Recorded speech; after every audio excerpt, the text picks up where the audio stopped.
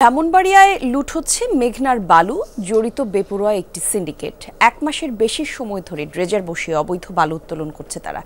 এতে ভাঙন দেখা দিয়েছে তীরবর্তী এলাকায়, আর অভিযান জোরদারের আশ্বাস দিয়েছে প্রশাসন।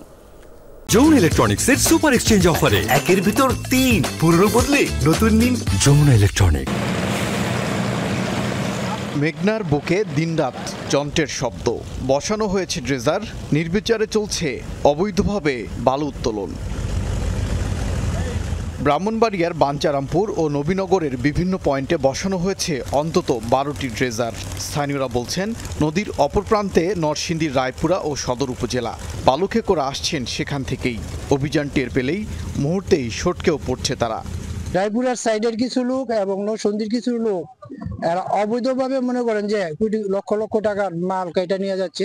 এরা যে কোনো লোক গেলে তাদের সাথে জিজ্ঞাসাবাদ করতে গেলে তারা অস্ত্র লয়, তাদেরকে জিজ্ঞাসাবাদ করতে গেলে তারা গুলি করে, ফায়ার করে। কারণ এই ফায়ারের আমরা যাওয়ার মতো কোনো স্কোপ নাই। আইন শৃঙ্খলা বাহিনীর আমরা অবগত করছি, ডিসি সাহেব অবগত আছে এই ব্যাপারে, কিন্তু আমরা কোনো এর থেকে কোনো আইন থেকে আমরা কোনো সহযোগিতা এখন পর্যন্ত পাইতেছি না। প্রতিনিয়ত বালু উত্তোলনের প্রভাব পড়েছে নদীপাড়ের জনপদে। দেখা দিয়েছে ভাঙন, ঘরবাড়ি, ফসলি জমি হারানোর আতঙ্কে অনেকে। ইজাদার ছাড়াও অন্যান্য প্রতাপশালী লোক এখানে অবৈধভাবে বালু উত্তোলন করছে এবং এখানে কোনো প্ল্যানিং ছাড়া। এতে করে দুই পারের নদী ভাঙন হইতেছে, মানুষের কৃষি জমি নষ্ট হইতেছে, বিলীন হইতেছে নদীতে এবং বাড়িঘর বিলীন হইতেছে। আমাদের বাড়িঘর থেকে চলে গেলে আমরা কই বসবাস করবো? তাইলে এটা আইন প্রশাসনের কাছে এবং মাননীয় সরকারের কাছে আমাদের অনুরোধ যে অন্তত আমাকে বাড়ি করতে দিটা এটা ঠিক আছে, আমরা 4টা ডাল ভাত বাড়ির ঘরে বসে খাইতে পারি। হুমকিতে নদীর জীববৈচিত্র্য। বালু তোলা বন্ধ সহ জড়িতদের বিরুদ্ধে ব্যবস্থা নেওয়ার দাবি পরিবেশবাদীদের। আলাপ আলোচনা শুধু হচ্ছে এবং বড় বড় কথা হচ্ছে, কিন্তু কাজের কাজ কোনো কিছু হচ্ছে না। এত শক্তি তারা কোথা থেকে পাচ্ছে? তারা কি রাষ্ট্রের চেয়ে শক্তিশালী হয়ে গেছে কিনা, সেটা আসলে জনমনে প্রশ্ন জেগেছে।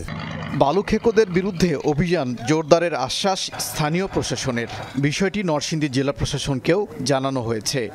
সদর, রায়পুর এবং আমরা 3 জনে মিলে একটা অভিযান করতে পারতাম, তাহলে আমাদের অভিযানটা খুব বেশি ফলপ্রসূ হতো বলে আমরা বিশ্বাস করি। তো আমাদের নরসিংদী প্রশাসনের সাথে আমাদের কথাবার্তা হয়েছে, আমরা খুব শিগগিরই মোবাইল কোর্ট করব। বালু পরিবহনে বেড়েছে বাল্কহেডের চলাচল। এতে মেঘনা নদীতে ঘটছে দুর্ঘটনাও। ওবায়দুর রহমান, যমুনা নিউজ।